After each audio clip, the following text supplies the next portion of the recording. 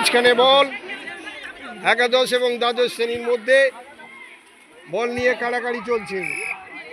মাঠে জাজমেন্টের ভূমিকায় রয়েছে আমাদের বিদ্যালয়ের শিক্ষক সুনীল কুমার মণ্ডল, তুষারকান্তি মণ্ডল এবং হাকিম শেখ মহাশয়।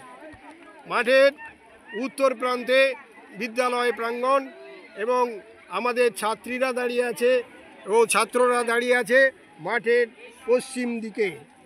আমি বিদ্যালয়ের শিক্ষক শ্রী নয়ন কুমার দাস আপনাদের খেলা ধারা বিবরণী দিচ্ছি। শুরু হয়ে গেছে খেলা।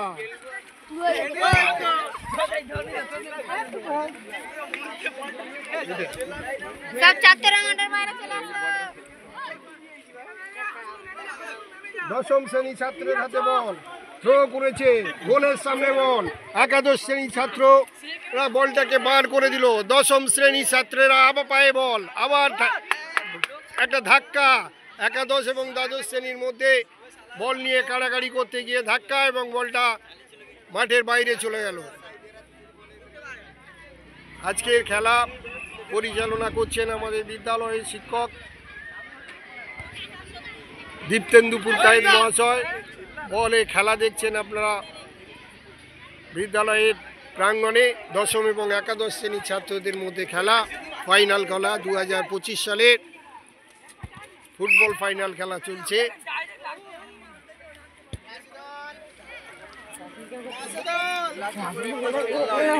আমাদের মাঠ প্রশস্ত মাঠ, মাঠের পূর্ব দিকে সারিবদ্ধ তাল গাছ এবং মাঠের দক্ষিণ দিকে